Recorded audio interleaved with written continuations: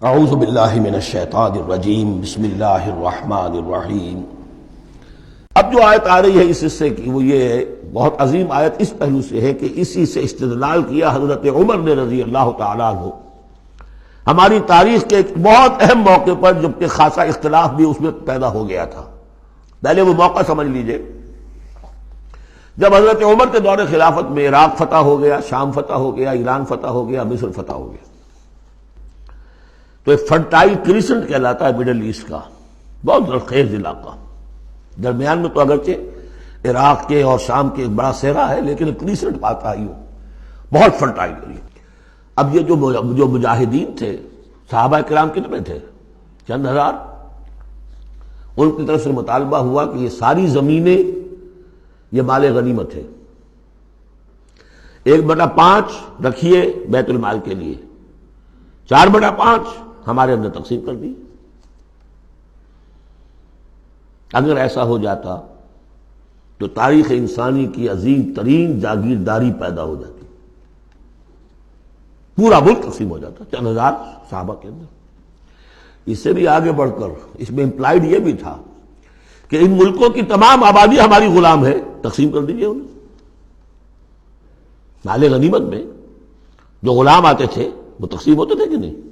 لونڈیاں آتی تھی تو غنیمت تقسیم ہوتی تھی کہ نہیں؟ یہ اتنا بڑا مسئلہ تھا، حضرت عمر رضی اللہ تعالیٰ عنہ نے اس پر غور کیا، اور ان کی رائے یہ ہوئی کہ یہ جو مال ہے یہ مال فے شمار ہوگا، مال غنیمت نہیں۔ مال غنیمت صرف وہ ہوگا جو کسی جنگ میں مارکے کے عین مقام پر جو چیز ملے گی، جو تلواریں دشمن کے ہاتھ سے آپ کے ہاتھ لگ گئیں، زرہیں ہیں اور سامان ہے، یا بھیڑیں بکریاں ہیں، ان کے بھی تو راشن ساتھ ہوتے تھے کہ نہیں، گھوڑے ہیں، اونٹ ہیں، یا وہاں جو POWs ہوں گے، جو وہاں گرفتار ہوں گے، جو لڑنے والے، یا عورتیں اگر وہاں ساتھ ہوں گی، وہ کنیزیں بنائی جائیں گی۔ تو جو محاذ جنگ پر جو مال آئے گا وہ تو غنیمت ہے، لیکن پورا ملک، اب جنگ تو ایک ہوئی ہے، نہابند کی جنگ ہوئی ہے یا فلاں کسی اور کی جنگ ہوئی ہے، تو اس کے نتیجے میں تو پورا کا پورا ملک جو ہے کسی کے قبضے میں آ گیا۔ ساری حکومت جو تھی ابراہیم لودھی کی، پانی پت کی جنگ کے اندر وہ ہارا، اور ساری حکومت جو ہے وہ اب بابر کی ہو گئی۔ تو اگر اس طرح کا کوئی معاملہ اس وقت سمجھا جاتا تو اب سارے کے سارے لوگ غلام اور ان کی عورتیں کنیزیں، جو چاہیں کریں وہ۔ اب اس پر جب حضرت عمر کی یہ رائے ہوئی، اور اس کے لیے دلیل یہ لائے تھے کہ انہوں نے فرمایا کہ یہ جو فے کا حکم چلا آ رہا ہے، اس میں ایک تو فرمایا گیا ما افاء اللہ علی رسولہ من اہل القری فللہ وللرسول ولذی القربى والیتامى والمساکین وابن السبیل۔ اگلی آیت میں فرمایا للفقراء المہاجرین الذین اخرجوا من دیارہم واموالہم۔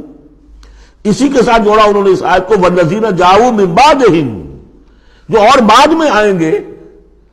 اب یہ ظاہر بات ہے کہ یہ آج تو جتنے چند ہزار مسلمان تھے انہوں نے فتح کر لیا، اب اتنی بڑی امت ہے جو مسلمان بعد میں آئیں گے، اس کا مطلب ان کا تو کوئی حصہ رہا ہی نہیں۔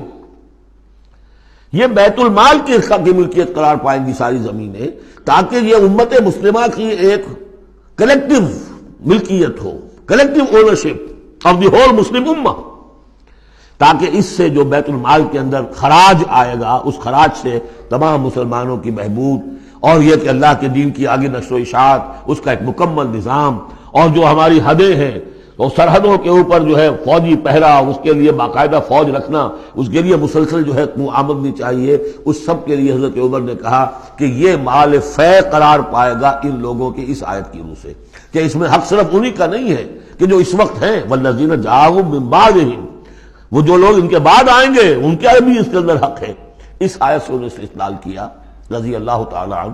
اور یہ بھی میں آپ کو بتا دوں کہ صحابہ میں سے بڑے اہم صحابہ نے حضرت عمر سے اختلاف کیا، ان کا نہیں یہ مال غنیمت ہے، تقسیم کیجیے۔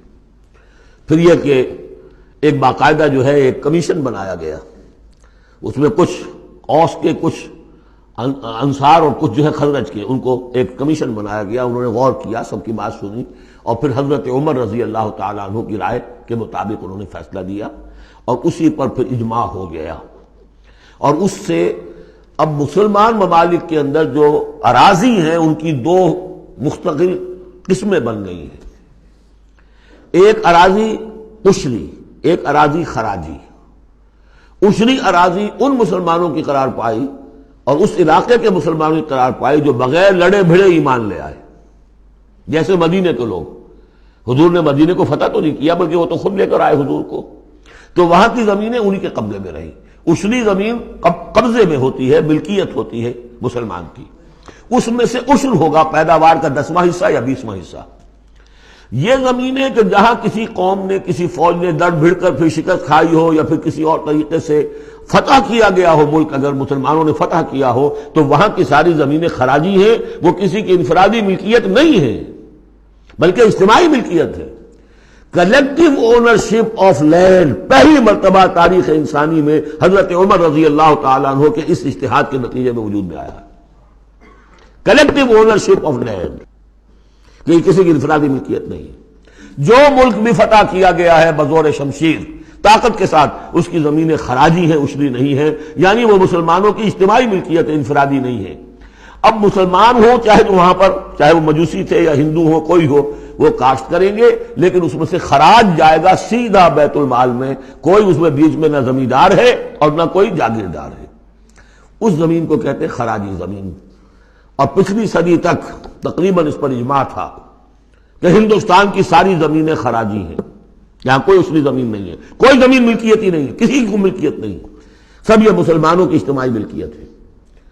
چنانچہ قاضی صلاح اللہ پانی پتی رحمۃ اللہ علیہ، پچھلی صدی کے بڑے عظیم مفسر، محدث، بہت بڑے صوفی، بہت بڑے مفتی، ان کی تفسیر جو ہے تفسیر مظہری، وہ انہوں نے اپنے مرشد کے نام پر لکھی خود ہے، لیکن نام تفسیر صلاحی نہیں رکھا، تفسیر مظہری اپنے استاد کے نام سے منسوب کیا۔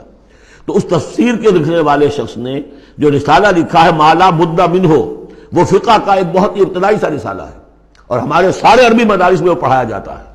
وہ فقہ کی تعلیم جو ہر مسلمان کو معلوم ہونی چاہیے، مالا بدھ منہ، اس میں صاف لکھا ہے ہندوستان میں کوئی زمین عشری ہے ہی نہیں، لہذا میں عشر کے مسائل اس میں دکھتا ہی نہیں۔ خام خواہ طلبہ کے دلوں پر بوجھ پڑے، کیا ضرورت ہے، جبکہ یہاں اس کی اپلیکیشن ہی نہیں ہے۔ ہندوستان میں کوئی زمین جو ہے عشری نہیں، سب خراجی خراجی ہے، تو اس کا نتیجہ کیا نکلتا ہے کہ بالکل نیا بندوبست اراضی ہو سکتا ہے، ان جاگیرداروں سے زمین واپس لی جا سکتی، ملکیت ہی نہیں ہے ان کی۔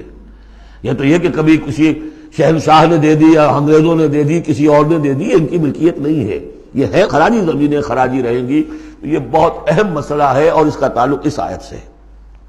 والذین جاؤوا من بعدہم یقولون ربنا اغفر لنا ولاخواننا الذین سبقونا بالایمان، وہ یہ کہتے ہیں پروردگار ہمیں بھی بخش دے اور ہمارے ان بھائیوں کو بھی بخش دے جو ایمان میں ہم سے سبقت لے گئے، ہم سے پہلے تھے۔ ولا تجعل فی قلوبنا، اور ہمارے دلوں میں مت پیدا کر غلا، کوئی بھی کدورت، کوئی بھی بیر، للذین آمنوا، ان لوگوں کے لیے جو صاحب ایمان ہو۔ ربنا انک رؤوف الرحیم، پروردگار تو رؤوف ہے اور رحیم ہے۔ صدق اللہ۔